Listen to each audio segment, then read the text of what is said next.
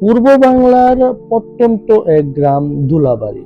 ধানক্ষেত, মাটির ঘর আর কুয়াশার চাদরে মোড়া সকালের মাঝে সেই গ্রামটা যেন হারিয়ে যাওয়া কোনো কালের গল্প। মানুষজন সহজ সরল, তবে ভয় আর বিশ্বাস তাদের নিত্যসঙ্গী। একদিন হঠাৎ করেই সেই গ্রামে ঘটল এক এমন ঘটনা যা কেবল গল্প গুজবেই শোনা যেত। ছাগলের পেট থেকে জন্ম নিল এক মানুষের মতো বাচ্চা। সবকিছু শুরু হয় নানু বিবির বাড়ি থেকে। বয়স ৮০ কোঠায়, চোখে কম দেখে, কিন্তু গ্রামের মানুষের হাড়ির খবর এখনো মুখস্থ। তার একমাত্র সঙ্গী ছিল কালু, একটি ছাগল। চোখে যেন মানুষের মতো, বুদ্ধির আভা। নানু বিবি সকালে উঠে দেখে কালু ব্যথায় ছটফট করছে। মনে হচ্ছিল ওর প্রসব বেদনা শুরু হয়েছে। গ্রামের দাত্রী রশিদা খালাকে খবর পাঠানো হলো। সবাই জানে কালুর গর্ভবতী হওয়া যেমন বিরল, তেমনি ওর আচরণও রহস্যজনক। এক সময় রশিদা খালা এলেন, গামছা বেঁধে প্রসব করানোর কাজে লেগে পড়লেন। ঘণ্টা খানেক পরে হঠাৎ ঘর থেকে এক চিৎকার ভেসে এলো, আস্তাগফিরুল্লাহ! এটা কি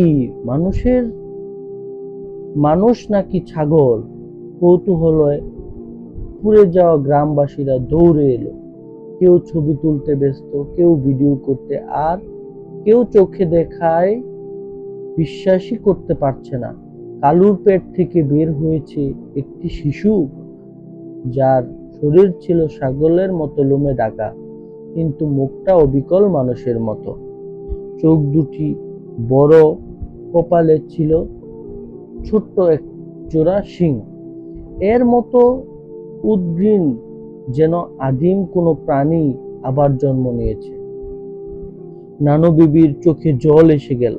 এটা ক্ষুধার গজব নাকি আশীর্বাদ বুঝি না রে। খবরটা ছড়িয়ে পড়ল আগুনের মতো। পরদিনই গ্রামে ভিড় জমল, মিডিয়ার, ইউটিউবারদের আর জ্যোতিষী ও কবিরাজদের।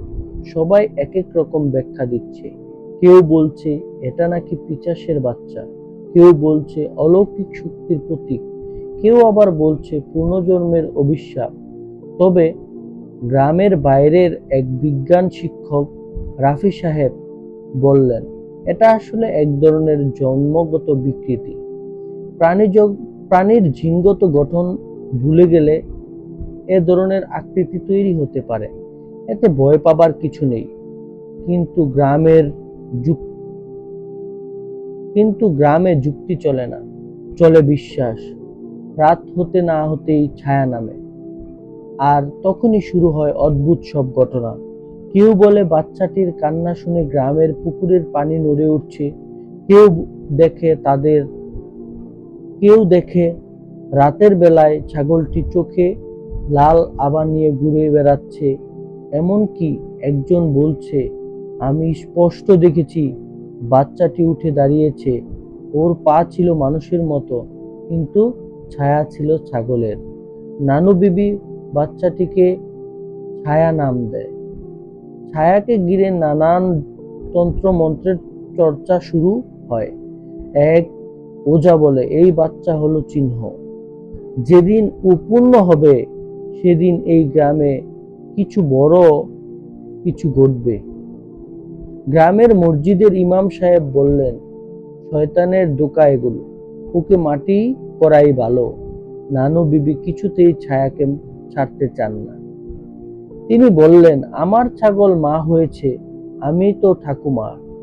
আল্লাহ যা পাঠাইছে তা আমি ঠেকাবো না। কিন্তু সমস্যা বাড়তে থাকলো। গ্রামের শিশুরা অসুস্থ হয়ে পড়ছে, কারো ঘরে আগুন লাগছে, হঠাৎ করে কেউ কেউ রাতে হাঁটতে গিয়ে নিখোঁজ হয়ে যাচ্ছে। মানুষের বিশ্বাস জমাট বাঁধতে লাগলো, সবই ছায়ার অভিশাপ। এক রাতে হঠাৎ করেই ছায়া নিখোঁজ হয়ে গেল। কালো ছাগলটা কাঁদতে কাঁদতে একদম নিঃশেষ হয়ে পড়ে। খোঁজ করে কেউ ছায়ার খোঁজ পেল না। অনেকেই বলল, ওকে তুলে নিয়ে গেছে কিছু। অন্য জগতের কিছু। ছায়ার নিখোঁজ হওয়ার কয়েকদিনের মধ্যেই সবকিছু আবার স্বাভাবিক হয়ে গেল।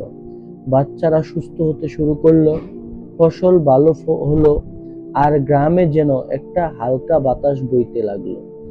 কিন্তু গল্প এখানেই শেষ নয়। প্রায় 1 বছর পর, বর্ষার সময়, পাশের জঙ্গলের কাছে এক শিশু পাওয়া গেল।